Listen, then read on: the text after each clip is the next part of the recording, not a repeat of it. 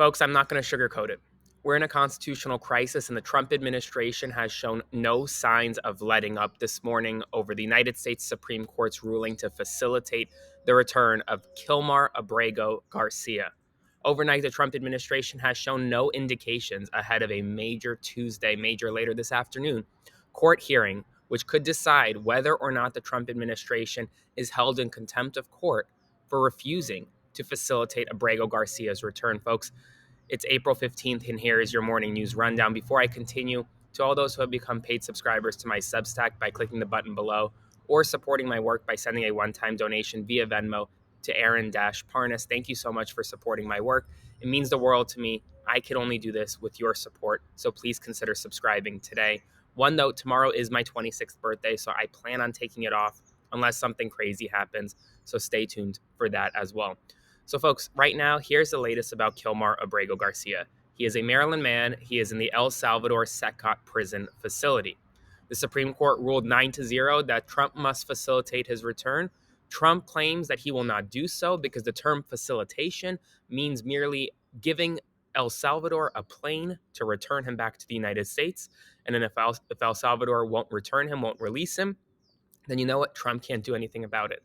Well, today, Senator Chris Van Hollen from Maryland, who represents the area where Abrego Garcia lived, said, quote, "If the president gets to shred the Constitution and ignore the Supreme Court in this case, it's a very short path to the president ignoring court orders in other cases, so every American should care about this." Van Hollen is planning on going to El Salvador as early as today or tomorrow to visit with Abrego Garcia and let his family know that he is at least alive, that he is safe, and that he is healthy. We'll see what Van Hollen finds. He requested a meeting with El Salvador's president, Bukele. It's unclear whether or not he received that meeting. Meanwhile, in other news, China has told its airlines to stop taking new deliveries of Boeing planes and to halt buying aviation parts from the United States. This directive is a direct response to rising trade tensions, to the trade war, and it's going to impact the aviation industry in the United States and impact Boeing sales tremendously. In addition, the European Union has released a list of more than 400 American products that will be tariffed and that will have their prices raised in the United States if a trade deal is not reached. These include toilet paper, eye makeup, cigars, tobacco, and both men's and women's clothing. All of them would face an additional 25% customs duty if a deal is not reached. Harvard and Trump are going to war, quite literally. Harvard University is refusing to comply with the Trump administration's demands for an ideological crackdown of the student body over protests and other things on its campus. In response, the administration has frozen a $2.2 billion federal grant funding for the university. In addition, last Friday, a federal judge ordered the Social Security Administrator to appear at a hearing scheduled for today. The Trump administration announced that it will be refusing to make him available for the hearing, once again openly defying a federal court.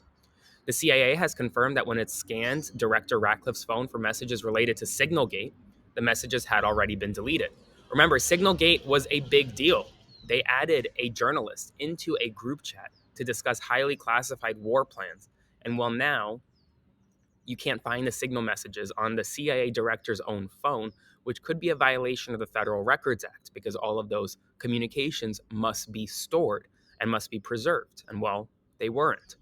The White House is reportedly preparing to ask Congress to revoke more than $1 billion in federal funding from public media organizations taking on NPR and PBS. So say goodbye to Sesame Street. The ACLU told a Colorado court that it has reason to believe that the Trump administration may be preparing to deport another group of men from Colorado under the Alien Enemies Act. South Korea has announced a new budget of 12 trillion won, which is approximately $8.4 billion, to boost its economy and assist industries hit hard by Trump's tariffs. And former President Joe Biden is beginning to make his comeback to the world, or really to the American stage. He is giving his first speech since leaving the White House later this afternoon. I'll let you know if anything significant happens or anything we learn from that speech. Folks, it's going to be a busy day. We're going to learn more about Abrego Garcia. We're going to learn more about whether or not this Supreme Court wants to step in and clarify its ruling and essentially order the Trump administration to do more to bring him home. I'll provide you updates every step of the way. If you want to support my work, please consider subscribing to my Substack by clicking the button below, or supporting my work by sending a one-time donation via Venmo to Aaron-Parnas, and I'll see you again this evening.